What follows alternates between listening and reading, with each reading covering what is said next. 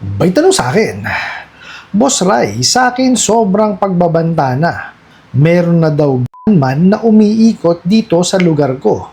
Pati pamilya ko damay na daw at may bubulagta na. Nagre-reply ako sa text nila na kung gusto nyo babayaran ko sila. Pero magharap kami sa barangay para mapag-usapan ng maayos. Kasi sobrang laki ng tubo, may penalty pa. Ang problema, yung reply pa nila, napakalayo sa text ko. Sana mabigyan ng advice. Alright, napakagandang mensahe po nito. Pero bago ho natin sasagutin, imbitahan ko ho muna sana kayo na pakisuportahan po sana ang aking mga social media accounts sa YouTube, Facebook, and TikTok. Sa video po natin ngayon, alamin natin kung may katotohanan po yung pinadalang mensahe sa inyo na meron na raw pong umaaligid sa lugar po ninyo. No, na pati pamilya nyo idadamay at mayroon daw pong bubulagta. Pero bago ho yan, disclaimer po muna, hindi po ako abogado. Ako po'y maniningil. Lahat po na sinasabi natin sa ating mga video is based on my experience at syempre po sa ating pong pagsasaliksik at pagtatanong sa mga kaibigan po nating abogado. At isa pa po, hindi ko po kinukonsente ang hindi pagbabayad ng utang dahil ang utang ay responsibilidad at obligasyon na dapat po nating bayaran. Ang hindi po ako pabor ay doon sa maling pamamaraan ng pautang at maling pamamaraan ng paniningil. Sagutin po natin yung pinadala niya pong mensahe. So sabi niyo nga, sobrang pagbabanta na. Meron daw gunman na umiikot sa lugar ninyo at pati pamilya ay damay na at may bubulagta. Okay? Doon po muna tayo. Okay. Ito lamang po yan. Well, we all know that hindi ganun kalaki ang pinahihiram itong mga bugo katabusadong online lending apps. So, kung i-analyze natin, sino hong tao ang tatanggap po niyan, para kayo tambangan at idadamay pa yung inyong pamilya sa liit ng halaga ng hiniram po ninyo. Do you think maglalabas po yung mga bugok katabusadong online lending apps ng ganong kalaking halaga para lamang po kayo tambangan? Di po ba? Yan pong ginagawa sa inyo, itong mga bugok katabusadong online lending apps is pawang pananakot po lamang. Pero, syempre, wag ho nating isasawalang bahala. Anytime po, na meron tayong ma-receive na ganyang pagbabanta, i-report po natin sa mga pulis. So, pumunta ho kayo sa pinakamalapit na police station dyan po sa inyong lugar at ipablatter nyo po. Ano't anuman pong mangyari, meron pong record dyan. Okay? Now, syempre, pag pinablatter nyo yan, kailangan alamin kung sinong kumpanya. Make sure po na alam nyo po yung inyong nahiraman. Let's say, marami kayong nahiraman po na ola. Okay? Balikan nyo kung sino yung nagbanta sa inyo nung malapit na yung due date ninyo or nung lumampas ang due date po ninyo. Kasi, definitely yan, hindi nyo naman sabay-sabay na hiraman yan . Not unless kung sa tapal system po kayo pumasok. Okay? Kaya po napaka-importante na wag natin pasukin yan. Kasi po, pag napasok natin yung tapal system na yan, sasakit na ho talaga ang ulo natin. Kasi, syempre, magkakasabay-sabay ho ang due date . At, pag may pagbabanta po sa inyo, hindi nyo humalalaan kung sino yan. Pero, syempre, kung yan po, mga bugo katabusadong online lending apps, pagsabay-sabayin nyo na po silang i-blatter. Di po ba? Kasi isa lang naman ho ang karakas niyang mga yan. Puro pananakot lamang po. Okay po? Tandaan nyo po, pag meron kayong natanggap na pagbabanta, mag-report o pablatter po kayo sa pinakamalapit na police station po sa inyo. Importante yun kasi po, ano't anuman pong mangyari, may record. Okay po? Ngayon, yung sinasabi po ninyo po na nagre-reply kayo na gusto nyo naman bayaran, pero maghaharap kayo sa barangay para mapag-usapan ng maayos kasi sobrang laki ng tubo at may penalty pa. Dun ho muna ulit tayo. Well, unang-una po, hindi ho sisipot yan. Kasi po, walang ibang alam yang mga bugok na yan kung hindi mangharas at manakot lamang. Hindi ho harap sa inyo kasi mauutal yan. Wala ho isasagot sa inyo yan. Hindi ho marunong maningil yung mga bugok na yan. Kaya nga ho dyan sila, dyan sila nagpupunta sa ganyang klaseng paniningil kuno nila . Okay? Tandaan po natin, hindi ho paniningil yan. Pangwawalang yaho yan. paglapastangan po sa kapwa-tao yan. Hindi ho ganyan ang paniningil. Dahil ang paniningil po, may communication yan with both parties. Di po ba? Tsaka, hindi na ho aabot sa ganyan, no? Kung tama po yung pagpapautang na ginawa po nila. Doon pa lamang po sa advertisement, mali na eh. Diba? Napakarami ng kasinungalingan sinasabi. Hindi nga humailagay. Diba? Yung kanilang SEC number. Tsaka po yung kanilang Certificate of Authority doon sa kanilang advertisement. Samantalang required yun. Tapos, ni-require din po ng SEC na sa may website sila, dapat ilagay din nila yon. Wala ho nun. Di ho ba? So, ibig sabihin, talagang mga manluloko itong mga to. Mga scammer. Ang gusto lamang po, ilinisin yung pera nilang marumi. Mga siraulo yung mga yan. Di ba? Naalala niyo po yung sinabi ko noong nakaraan. Pansinin niyo. Di ba? Kalahati lamang po yung pinapadala sa inyo. Bakit? Kasi po, hindi balintalo na sila ng kalahati. At least yung kalahati po, nagagamit na nila. Malinis na yun eh. Nagdaan na sa proseso ng pagpapautang kasi yun. Magbayad man kayo o hindi, padalo na sila doon dahil nagagamit ho nila yung pera nilang illegal. Yan po ang trabaho niya mga abusadong online lending apps na yan.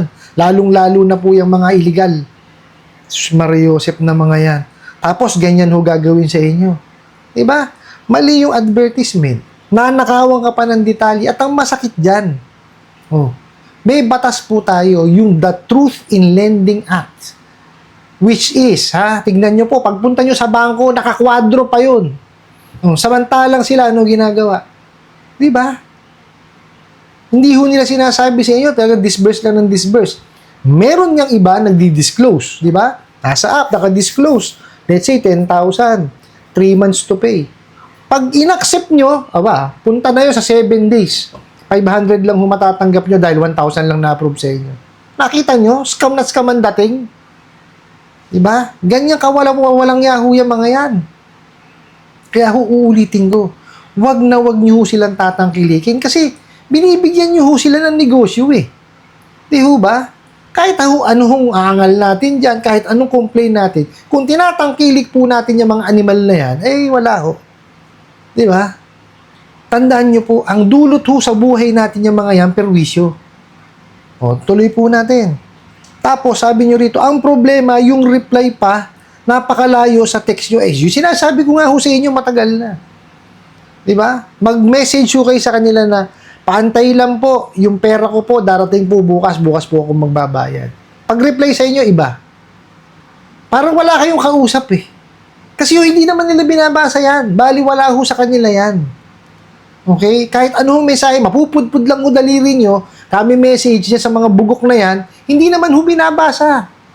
Dahil wala nga alam sa paniningil. Kasi po, tingnan nyo let's say maglagay kayo doon na, maaari po ba na ako'y magbabayad bukas kasi po yung sahod ko po bukas? Ano isasagot sa inyo yan? Wala. Di ba? Kasi hindi marunong maningil eh. Samantalang napakadaling sagutin nun. Sige po, wala pong problema. Kaya lang po, alam naman po natin, sa atin pong kontrata, may karagdagan pong penalty yan pag bukas po kayo nagbayad. Ganun lang nga pwede ko sagot doon kung ako yun. Pagka sumagot sa kabilang linya na, ay sige po, wala naman po akong magagawa, ganito, ganyan eh. Diba? Babayaran ko na lamang po yung penalty. Di natapos ang usapan. Kailangan bang manakot doon? Hindi kayo makapag-antay na kinabukasan, mga animal kayo? Mariosep kayo? Ganun, tingnan nyo, gusto nyo pang humahaba, diba? Yung inyong aantayin para kayo bayaran, kasi nga nangaras kayo, nawawalang niya kayo. Samantalang, pwede naman kinabukasan. Diba? Tansyahin nyo yung kliyente ninyo. Diba? Kasi nga, di ba, may credit investigation, may verification, may evaluation na hindi nyo ginagawa, mga bugo kayo. Kayo disburse lang ng disburse. Paano yan? Kung asahod niya katapusan, dinisbursean mo ng A4. Tas 7 days. Sa tingin mo, aabot yun? Bobo talaga kayo eh. Diba? Kaya po, uulitin ko. Doon po sa nagpadala ng mensahe na to. Ulitin ko po sa lahat po ng video ko to. Huwag niyo tangkilikin yung mga yan nang mawalan kayo ng sakit ng ulo. Isang tabi niyo yan. Kasi Sino hong anong kumpanya ang mag-hire ho ng magtatambang ho sa inyo, dadamay pa pamilya ninyo.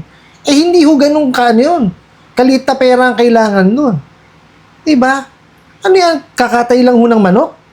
Ba? Sira ulo yata yung mga yan. Oh, pero sabi ko nga ho sa inyo, ganun pa man, no, kahit na sabihin nating harassment yung ginagawa sa inyo, i-blatter nyo pa rin po, at least may record. Okay? Uulitin ko to, paulit-ulit po ito. Talagang sasabi, huwag nyo ho silang tangkilikin. Ngayon, kung nandyan na ho kayo, pagtuunan nyo ho ng pansin, is yung kaya nyo pong kontrolin. Okay? Ito po yung inyong emotion, at saka yung inyong isipan, makipagminggil kayo sa pamilya po ninyo, at pagtuunan nyo ng pansin yung inyong pong hanap buhay. Kasi po, pag inayos nyo po yung inyong hanap buhay, magiging maganda ho ang dating sa inyo ho ng pera. Di po ba, maibibigay nyo o maipoprovide nyo po yung pangangailangan ng pamilya ninyo at makakapag-ipon kayo para mabayaran yung mga bugo katabusadong online lending apps na yan. Okay po, wag ho tayong padalos-dalos. Okay? Kasi doon sa mga biglaan desisyon, yun po ang nakakapahamak eh. No, make it a point that mag-research. Okay, research natin sila kung sila ba illegal.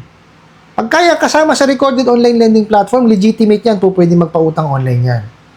Ngayon, kung wala, illegal yan, definitely. Okay? Tapos, make it a point magbasa kayo ng mga comments and ratings. Okay? Kasi po, yung mga naka-experience po ng harassment, naglalagay po ng comments yan. And even us, maglagay tayo ng comments niya para sa kapakanan naman po ng ibang mga kababayan natin na wala pa pong knowledge dito sa mga bugo katabusadong online lending apps na to. Okay po? Pagtulong-tulungan po natin na mapuksa itong mga to, para po matigil na. Magagawa lang po natin yan pagka tayo po ay nag-report at nag-complain at nagdemanda. Diyan po sa aking description box, sa aking YouTube channel, nandyan po lahat. Yung mga email addresses po ng mga sangay ng gobyerno na makakatulong po sa atin. Tapos, dumulog po tayo sa mga abogado, sila po nakakaalam niyan. Para po at least alam niyo kung ano yung susunod niyo pong hakbang. Ano po? I hope nasagot ko po itong katanungan na to at sana po yung makatulong. Maraming salamat po sa inyong walang sawang pagsuporta at panonood sa aking mga video. Maraming salamat po sa inyong pag-like, pag-share, pag-comment at pagtatanong. And kunin ko na rin po itong opportunity na to na imbitahan po sana kayo na pakisuportahan po sana ang aking mga social media accounts sa YouTube, Facebook, and TikTok. Hanggang sa muli po. Yun lang.